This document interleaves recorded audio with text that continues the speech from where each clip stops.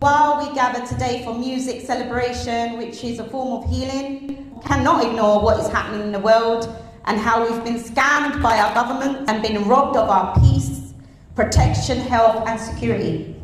From wars and genocides to exploitation of women and children, this is the system that continues to profit while innocent people suffer.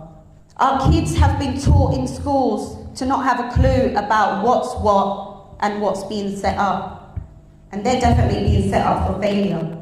For every woman forced into a marriage that led her to her death, forced into a marriage that led her to abuse, every child forced marriage who ends up having to sleep with a man up to 4 times her age, every woman that lost her life through domestic violence, through the horrific procedures of FGM, for every woman being raped, and I'm not afraid to say that word, every woman in Palestine, Gaza, Yemen, Sudan, Congo, suffering the consequences of genocide.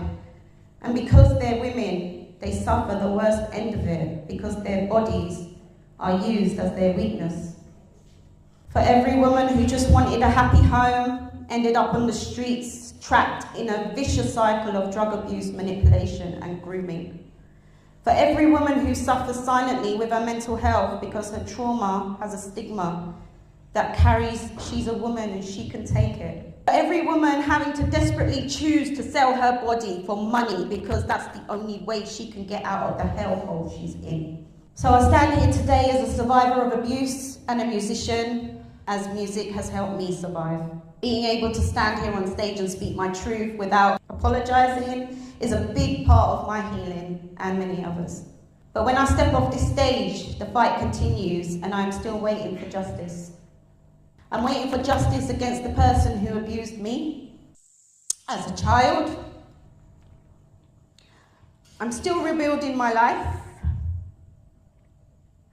while navigating the system that often places survivors back into vulnerable situations. But I refuse to give up. I'm that bitch.